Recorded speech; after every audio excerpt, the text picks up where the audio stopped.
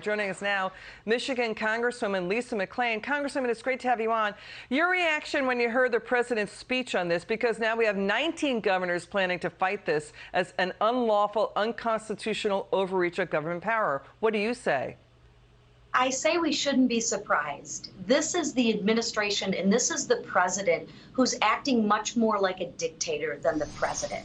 We shouldn't be surprised. We just watched him stand on the steps of the Capitol and said, I know this eviction moratorium is unconstitutional, but I'm going to do it anyways. He knows what he's doing right now with the vaccine mandates are unconstitutional, but he's doing it anyways. At the end of the day, government needs to get out of the way and let business do their job and do their business. You know, Congresswoman, the people in Washington are saying people are getting sick. We need to get them vaccinated.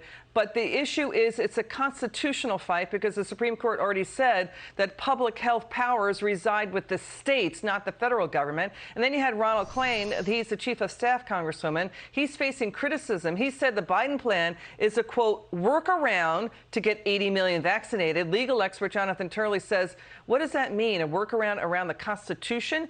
Jonathan Turley calls this breathtakingly daft. What do you say? That this could be the basis to be used in lawsuits against this. What do you say?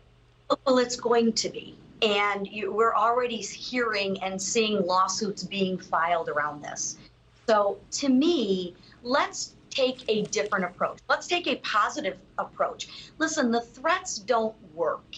If you threaten people to get vaccinated, they're not going to do it. Why don't you start with a positive message? That seems to work a lot better. The other thing that I would say that the government needs to do is the American people have lost trust in the government. If we could just tell the truth, we don't expect people to be perfect, but we do expect people to tell the truth, be consistent and transparent. I think a lot more people would go out and get the vaccine after consulting with their doctor if they had some faith in the government. But when we lie to the American people, or this administration lies to the American people, and this administration tries to massage and manipulate and control perception, that doesn't help people go out and get the vaccine. It makes them more cautious about getting it because they can't trust this administration. If this is the president stepping into the private sector, it violates numerous constitutional clauses, not only just the Interstate Commerce Clause. It's about the powers of the executive branch versus the separation of powers. The president is trying to use OSHA, Emergency Standards Authority. OSHA has not used this emergency authority since 1983. Courts have already knocked this out, saying you can't do this, trying to use these standards to enact sweeping public health powers. So this was in the asbestos lawsuits. We have that. We have the inequities here. It's unfair. The president is accused of exempting Postal Service workers, exempting illegal immigrants.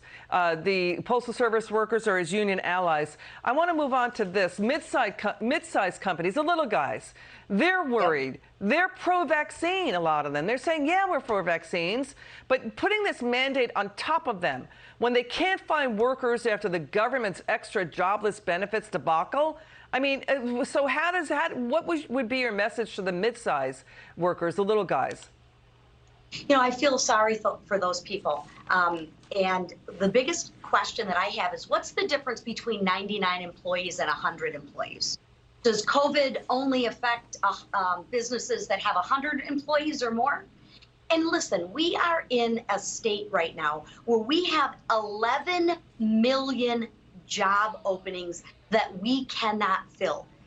Putting forth these mandates are not going to help the business owner, especially the small business owner that is struggling right now to find workers. People are going to either A, quit their job, or B, not return to work if we put these mandates. Yeah. We have a labor shortage, and this mandate is not going to help that.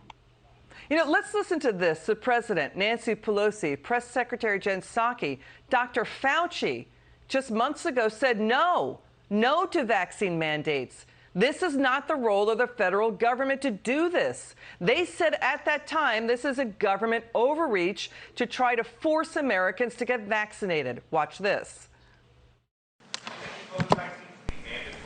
No, I don't think it should be mandatory. I wouldn't demand to be mandatory, but I would do everything in my power, just like I don't think masks have to be made mandatory nationwide. That's not the role of the federal government. That is the role that institutions, private sector entities, and others may take. So here's the thing. We cannot require someone to be vaccinated. That's just not what we can do. It is a matter of privacy to know who is or who isn't. You don't want to mandate and try and force anyone to take a vaccine. We've never done that. You can mandate for certain groups of people, like health workers, but for the general population, you can't. But we don't want to be mandating from the federal government to the general population. It would be unenforceable and not appropriate. Okay, Congressman, people are saying, what changed? What changed their minds in a year's time? Is it because his poll numbers are collapsing? Is it because he botched the Afghan exit? What changed? I think we follow the political science, not the real science. And again, I'm going to go back to, this is the whole problem with the administration. Just tell the truth and be consistent. What in God's name is so difficult about doing that? Congresswoman Lisa McClain, it was terrific to have you on. It's so good to get your insights and perspective there. We'll have you back on again soon. It's good to see you.